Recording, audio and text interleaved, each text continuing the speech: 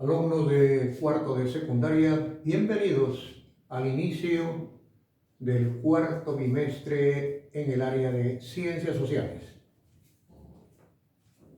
Hoy vamos a compartir un acontecimiento histórico ocurrido en nuestro continente, acá en América,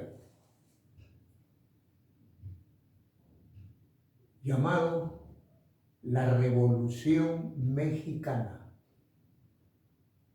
Una revolución que hasta hoy,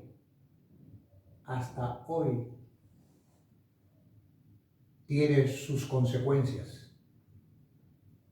Una revolución que tuvo el propósito de derrumbar un sistema económico y político injusto para la mayoría de la población, que sin embargo costó muchas vidas y según muchos historiadores costó tantas vidas y fue muy poco lo que se logró. El México del siglo pasado con el México de este tiempo presenta casi los mismos problemas sin resolver. Pero veamos entonces, ¿qué pasó? ¿Cuáles fueron? Porque una revolución no ocurre por casualidad. Una revolución tiene causas. ¿Qué pasó en México que ocurrió esta explosión social? Y no pacífica, sino violenta, con el uso de las armas. Se calcula que fueron más de 100,000 muertos que dejó para los mexicanos esta revolución. En México llega al poder un general, un militar. También los mexicanos han tenido muchos militares en su gobierno, llamado Porfirio Díaz. Porfirio Díaz llega a la presidencia de México con promesas de que iba a modernizar México y que iba a llevar la justicia social a las clases más pobres de México. Fue elegido presidente con un sistema electoral distinto al que se ve ahora. Era muy diferente y permitía que esta gente salga elegida. No votaban los analfabetos y México tenía 80% de población analfabeta. Imagínense quiénes eran los que votaban y elegían presidentes. Eran los de arriba y los que tenían educación, sabían leer, sabían escribir, gente de la clase media, pero el pueblo solo miraba. Una población analfabeta, muy pobre, al borde de la desesperación, el fenómeno del bandolerismo en el campo era un problema delincuencial que no podían controlar las autoridades mexicanas.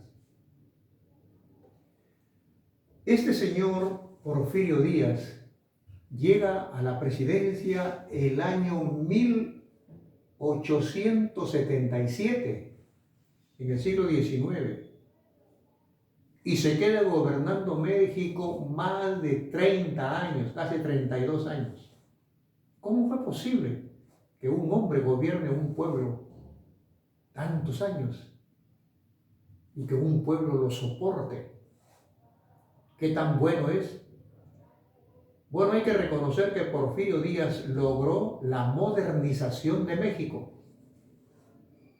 México vio por primera vez en casi todo su territorio circular los ferrocarriles. Y eso fue obra de Porfirio Díaz. Un avance. Electrificó la capital y las ciudades más importantes. Abrió las puertas a las empresas extranjeras para que exploten sus recursos naturales. Uno de ellos era el petróleo. Y las empresas norteamericanas fueron las primeras que se hicieron cargo de esta empresa. Pero al mismo tiempo que llegaba cierto bienestar a las ciudades, uno miraba el campo y el campo seguía pobre. Los campesinos sin tierra seguían en la miseria, trabajando como asalariados en condiciones muy injustas. Los obreros de la ciudad que trabajaban en las industrias, en las empresas extranjeras, igualmente ganando salarios totalmente ridículos. Por otro lado, el presidente Díaz consigue aprobar una constitución que le permitía reelegirse indefinidamente. El sistema electoral, les estoy diciendo que era un sistema electoral muy manipulable, no era muy confiable, pero para los fines que perseguía Díaz servía ese sistema electoral. Entonces, con esa constitución Díaz logra reelegirse 1, 2, 3, 4, hasta que se lanza por la 5ª reelección, y aquí llega el momento histórico en que un grupo de hombres de la clase media mexicana y también muchos analfabetos, pobres, campesinos, que dicen: Señor, no va más. No va más.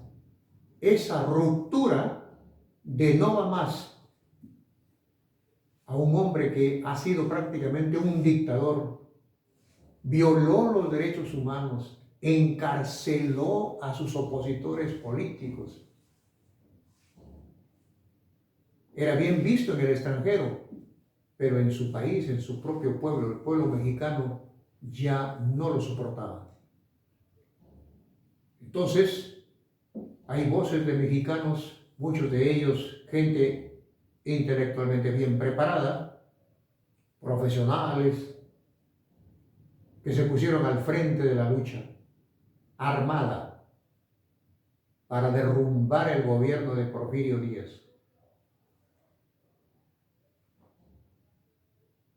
Esta lucha que se inicia en México para derrumbar la larga tiranía de Porfirio Díaz es lo que se conoce como la Revolución Mexicana.